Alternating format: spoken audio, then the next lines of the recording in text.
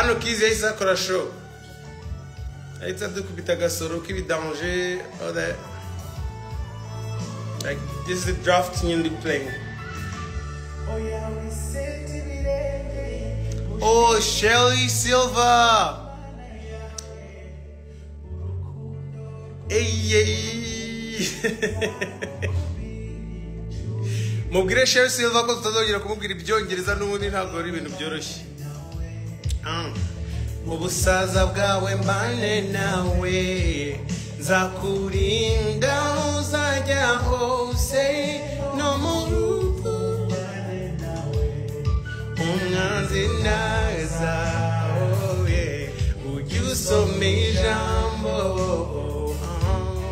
ujya uririmba indirimbo z'amashimwe ntacyaza gutwara ngukunda satani yaratsinzwe koko. Silva.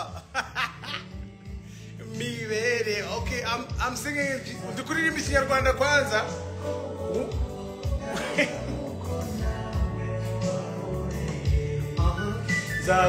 Zagucira inzira aho bidashoboka zakwereka ko ngukunda.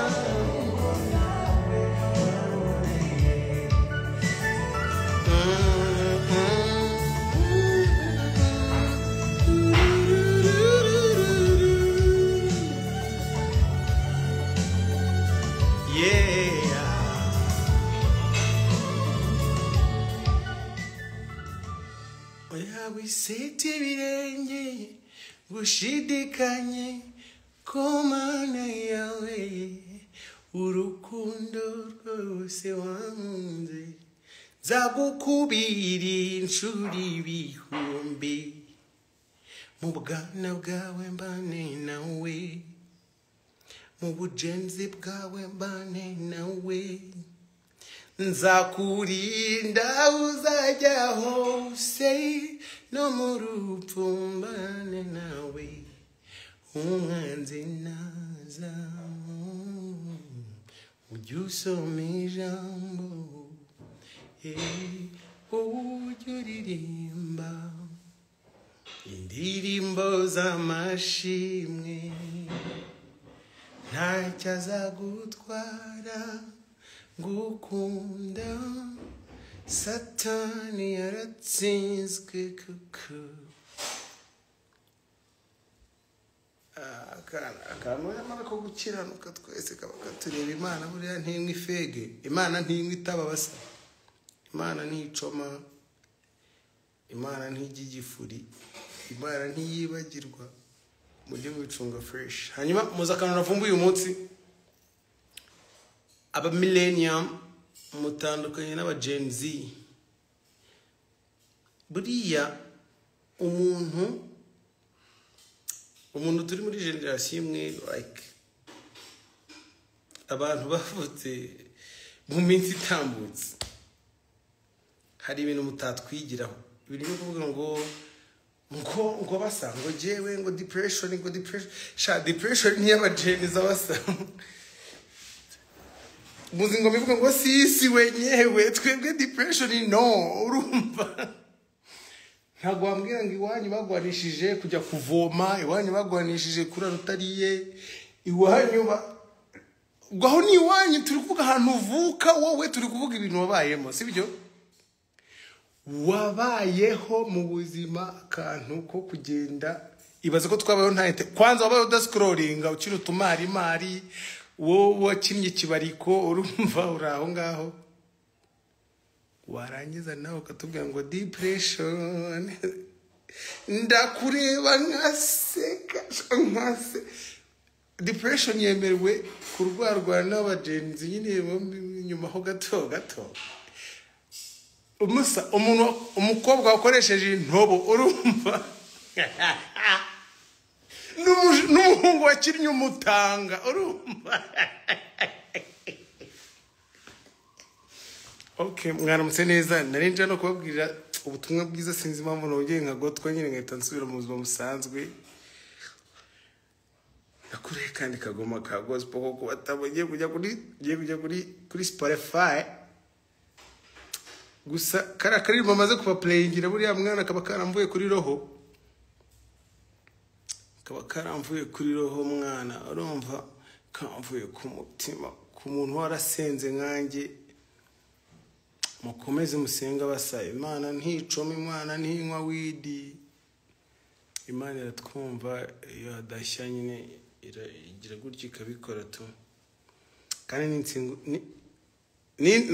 n'inshinga urusengero muzatezemo nk'abantu b'abayoboke b'ibidanje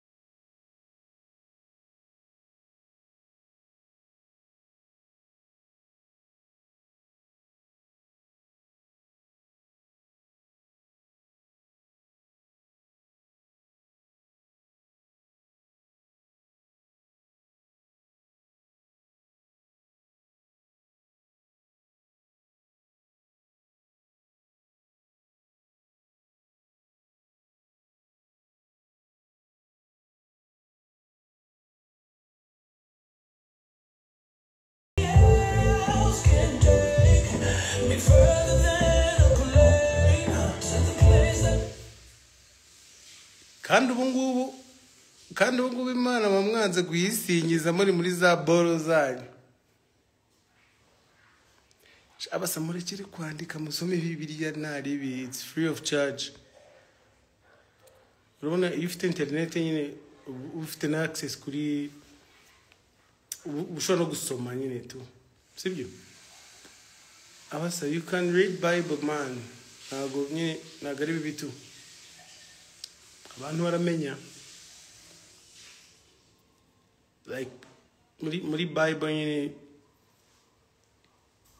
ngiye nagiye menyeramo ibintu by'ibidanje byinshi tutite no ku bintu bano baji nyine bagenda batubwira urumva nyine shabasa none ngiye mbamara nyine cyaragiye kinapfamo gakiga kimusige musengera kwa wakina waki ariko man muri Bible nyine ibintu byose biranditse it's clean nyine it's clear nyine bahise bavuga ngo umwenda ngo nyine ngo ngo twese tubasha kubyibonera n'iki ubwo rero usomye Bibiliya ibintu byose abantu bakubeshya mane wabyimenyera byanyabyo nyine nta muntu kubeshya kandi no muri Bible naho harimo nyine utuntu nyine ugenda ubonamo gatubona ko hari n'ibintu bidakwiye umwanya ibaze ko Yesu nyine ageze mu bukwe bw'Ikana yahise areba akabona umugeni nyine like there is no need of mentioning those people mu bukwe bw'Ikana ntabwo higeze havugwa umugeni ntabwo higeze havugwa mu rugo rwo kwaza kayo ntihavuzwa abantu batetse n'abagize ibiki n'iki nyine hari abantu bakwiye kuvugwa hari n'abantu badakwiye kuvugwa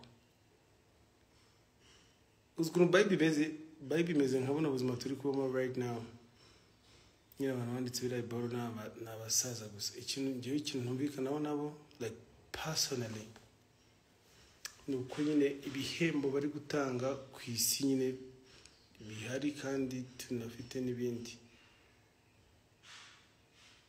ako niko wenda katabashije gucamo fresh to me muze kunyanganira kandi abo tutabyumva kimwe ntabwo ndi gushaka ku like nta muntu nshaka ko anyumva nabi gusa umbwiye ngo ninjya mu ijuru nzagenda ku mafarashi I don't like that nyine nkunda imodoka nziza imbuto n'iki byose turabifite hano ku isi gusa bari kugereranya wenda ahari ibizaba biri ahantu n'ibyari bihari icyo gihe ariko buriya ifarashi na Ferrari banza ariyo danger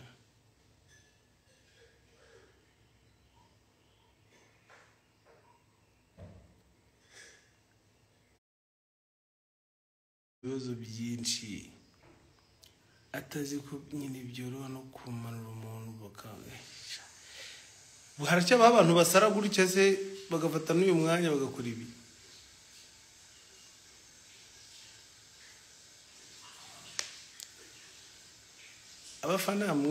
abafana mujye mwiyorohera urumva igiti kimwe ntabwo gikora ishyamba nyine umufana umwe ntagakora umuhanzi like we need to be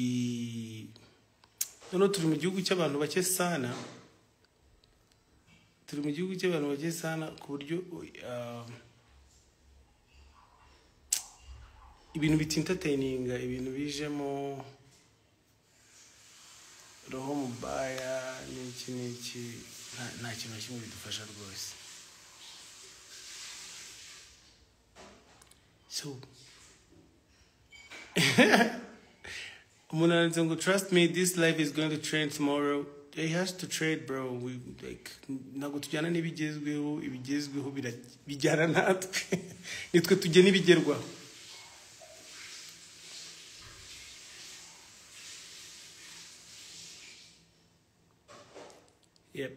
rero basa yene naje hano kubibwirira akantu k'ubutumwa bwiza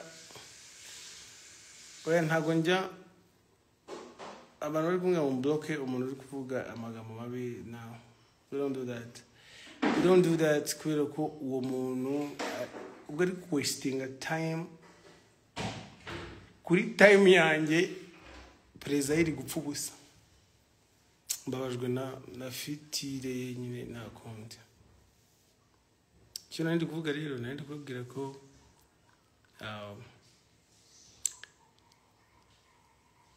mbakunda muri benshi kandi nkabakunda bya danger hanyuma uyu munsi wari umunsi w'Imana none nangiye guhura n'abantu ba shitani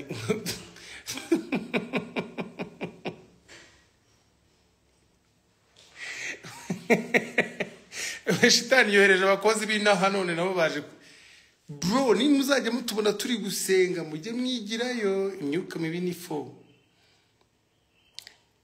maze iminsi rero narabihoreyemo gake ntakibarabura ntakibabwira uko gahunda iteye ariko mba mbatekerezaho ndacyakora nyine imiziki myinshi cyane for you guys ikindi buriya ngewe ntabwo ibintu nyine abantu benshi birukankamo banabamo ntabyo mbamo pe ntabyo mbamo ngewe ntabwo ngendana n'ibigezweho singendana nabyo ibigezweho bigendana nanjye kandi I do that nk'akazi nkora indirimbo nkora imizika iyo muzika iyo muyikunze harashya shaho mwabantu banyarwanda nshuti zanjye turi hano kuri live impamvu mba nabahaye agaspace ho gakema nabonye nyine abantu batangiye kubigira ibibi cyane kandi I'm not like that. I'm always positive kandi sinkunda no kwinjira mu bitari ibikwiye n'ibitari ibinyarwanda. So I'm always ready to reply, ariko iyo bitangiye kuba birebire no kuba ibintu bijya mu ababyumva murabyumva neza ibyo ari byo. Iyo bitangiye kujya ngaho vamo nk'igendera nkaba mbihoreye sana. Nagiye mbona abahungu bagenda babizanamo izindi aferi sana, mba mbaretse gakeya ndikomereza. Rero I've recorded a lot and a lot of songs. Mfite indirimbo na Diamond na Joe Brown. Ariko mfite n'indi ndirimbo na Focalistic na DJ Mafarisa. Abasa, you're not ready. You're not ready for me.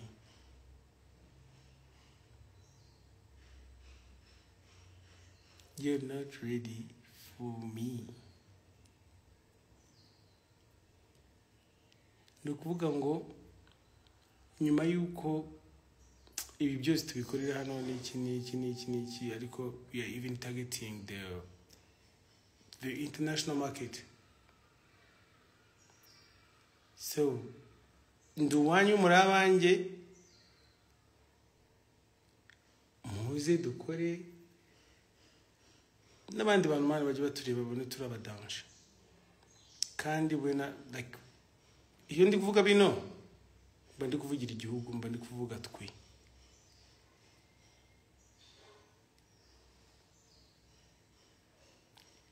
Mba ndi kuvuga Bruce Melody ni umunyarwanda w'abanyarwanda dufatikanye nyine dusunike ibintu biboro tugende. Ibi ngibi ntabyo nari narigeze mvuga n'ahandi ari hose. Izo ni project ebyiri numva nasohora vuba nihuse, hanyuma the rest you will see. Ntabwo nigeze mbona abanyarwanda iyanjye nayatanga gutyo ibintu bikagenderaho, kandi nyine n'inyarekura muzabibona. Amakolabo yose buriya nari maze iminsi nkora na maji yanjye twihurizaga tugahuza muri studio tugakora akazi bikarangira. Kandi ntabwo ari ibitangaza sana nyine, burangiye ntabwo ibiceri byanjye bijya bigenda mu bintu by'imikino muzabireba muzabibona. Kandi nyine I won't disappoint you guys. Urukundo mwankunze ndaruzi, support mwampaye ndayibuka. Iyo mpagaze imbere y'abantu mba mbahagarariye kandi sinjya mbifata nk'imikino. From day one sinjya mbikinisha. So abantu b'iwacu si mwenyine bo kuturwanya, ni mwebwe mukwiye kutwubaka, nimwe mukwiye kudufasha nyine tugatera imbere, tukabikorera igihugu, tukabikorera mwe. Abasa, nabonye abantu nkora indirimbo bakicara bakavuga ngo yange iyo ndirimbo ngo igomba ngo kuba mbi, ari abanyamakuru menye. Like how can you use my name on your platform uri kunsenya ukumva nta kintu nabikoraho kweri? Only being positive nicyo cyatumye mbana nyine n'abantu, just being positive. Ariko gufata izina ry'umuntu ukarisenya bro, ugasenya project itaranasohoka. Mbega basa, do you really know nyine iyo twese dukina sinabyaye cyari kuba?